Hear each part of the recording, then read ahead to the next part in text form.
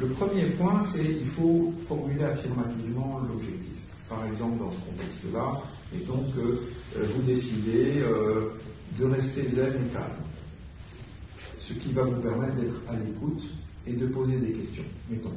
Alors qu'avant, c'était fuir et me calmer. Il n'a même pas besoin de se calmer, il n'est même pas en colère. Ouais, il n'entend plus, voilà, il n'entend plus. Il va être calme. Il va être calme, il va être curieux, il va poser des questions. Par exemple, imaginons que ça soit ça. Bon. Donc il faut définir qu'est-ce que tu veux.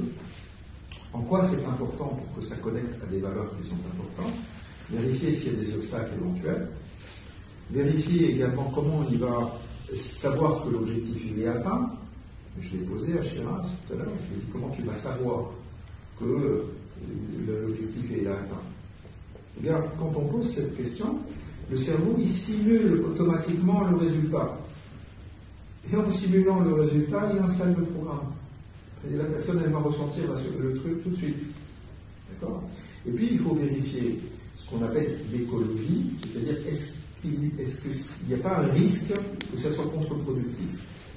Est-ce qu'il n'y a pas un risque qu'en ayant atteint l'objectif, il va y avoir un effet négatif ? Si par exemple, on n'a pas pris en compte la sécurité et que la solution va la mettre en danger, c'est pas écologique.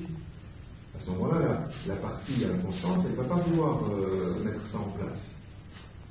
Vous saisissez ? Donc, c'est juste une question de bon sens.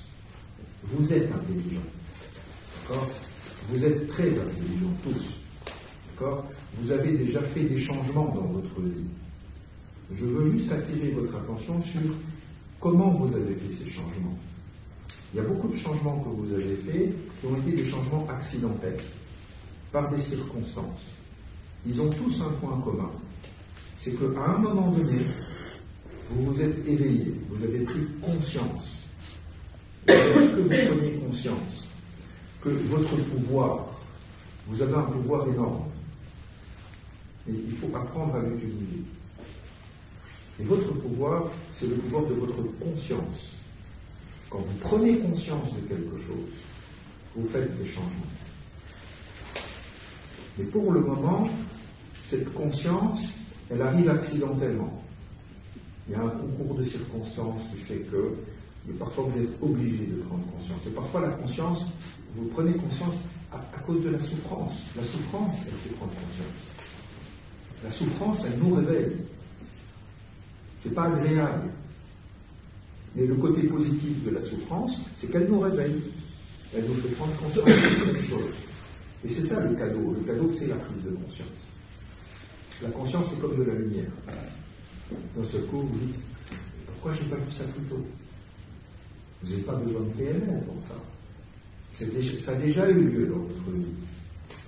Il y a des moments où vous avez voulu arrêter de fumer, vous n'arrivez pas, il se passe quelque chose, je ne sais pas, votre meilleur ami, il a un cancer, il a un truc, et puis du jour au lendemain, vous arrêtez de fumer.